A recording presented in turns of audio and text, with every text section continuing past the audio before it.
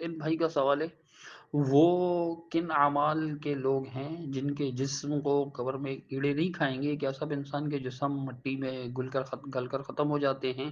ہو جائیں گے، یا کچھ ایسے ہوں گے جو ویسے ہی ہوں گے قیامت تک جیسے دفنائے گئے تھے، یا سب مٹی میں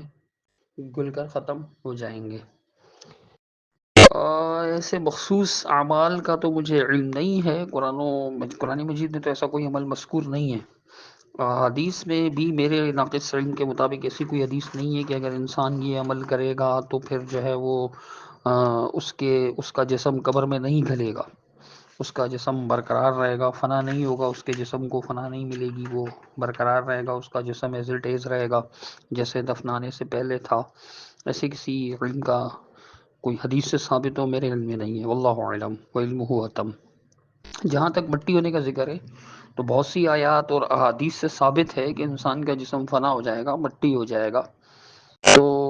پھر اس کا یہ بھی مطلب نہیں ہے کہ جس کا جسم مٹی ہو جائے تو آپ کہیں کہ جی یہ نیک نہیں تھا، چونکہ یہ فاسق تھا، فاجر تھا، گناہ گار تھا، یا کافر تھا، یا منافق تھا، یا مشرک تھا، اس وجہ سے اس کا جسم فنا ہوا۔ یہ کوئی ضروری نہیں ہے، اور نیک بھی ہو سکتا ہے، بلکہ ہیں۔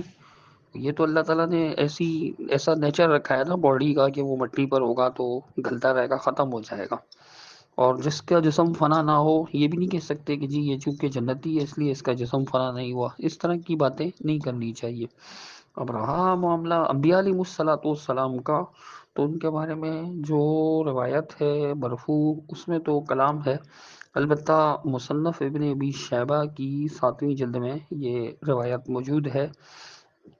حدیث نمبر ہے 33,808۔ سیدنا عمر رضی اللہ تعالیٰ عنہ کا یہ فرمان ہے۔ ابو موسیٰ اشعری رضی اللہ تعالیٰ عنہ، انس رضی اللہ تعالیٰ عنہ فرماتے ہیں کہ جب انہوں نے تستر فتح کیا شہر، تو وہاں ایک آدمی کو پایا،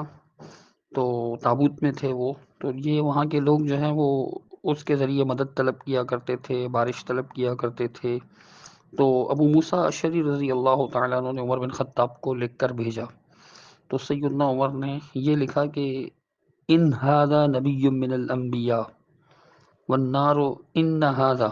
نبی من الانبیاء، یہ نبی ہوں گے انبیاء میں سے، چونکہ آگ انبیاء کے جسم کو نہیں کھاتی، والارض لا تأکل الانبیاء، اور زمین بھی انبیاء کا جسم نہیں کھاتی۔ پھر فرمایا ان کی طرف کہ فکتب ان انظر انت و اصحابک، کہ انت و اصحابک، آپ اور آپ کے اصحاب دیکھیں اس کو، یعنی اصحاب و بھی موسیٰ دیکھیں، فدفنوہ فی مکان، ان کو ایسے مکان میں دفن کر دو کہ لا یعلمہ احد غیرکم، تمہارے علاوہ کوئی بھی نہ جانتا ہو کہ کہاں دفن کر دیے گئے۔ اس سے معلوم ہوتا ہے کہ حضرت عمر رضی اللہ تعالیٰ عنہ نے ایک اندیشہ ظاہر کیا کہ ممکن وہ نبی ہوں، اگر نبی ہوں تو پھر نبی کے ساتھ یہ معاملہ ہوتا ہے کہ ان کے جسموں کو مٹی نہیں کھاتی، تو ان کو ایسی جگہ دفن کرو تاکہ لوگ یہ جو ان کے ساتھ، ان کے جسد اطہر کے ساتھ بدعات کے مرتکب ہو رہے ہیں تو اس کے مرتکب نہ ہوں۔ تو کہتے ہیں کہ ذهبت تو انا و ابو موسیٰ، روایت سیدنا انس کی ہے، تو حضرت انس رضی اللہ عنہ فرماتے ہیں میں اور ابو موسیٰ گئے اور ہم نے ان کو دفن کر دیا، یعنی لوگوں کی نگاہوں سے چھپا کر کے۔ بہرحال انبیاء علیہ الصلوۃ والسلام کے جسم کے بارے میں یہ ہے۔ اب روایت ہے صحیح بخاری شریف میں کہ کچھ مٹی قبر سے ہٹ گئی تھی، تو کچھ لوگوں نے کہا کہ رسول اللہ صلی اللہ علیہ وسلم کا پیر ہے، تو دوسرے صاحب نے کہا نہیں، یہ آپ صلی اللہ علیہ وسلم کا قدم مبارک نہیں ہے، بلکہ عمر رضی اللہ تعالیٰ عنہ کا قدم مبارک ہے، تو مطلب ابھی ان کا قدم باقی تھا۔ صحیح بخاری کی حدیث سے پتہ چلتا ہے۔ تو انبیاء کے علاوہ بھی بعض لوگ ایسے ہو سکتے ہیں،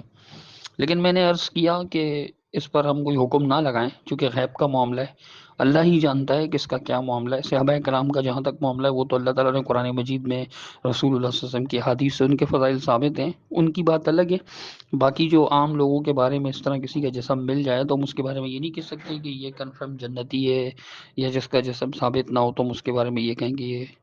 جہنمی ہے۔ واللہ اعلم بالصواب۔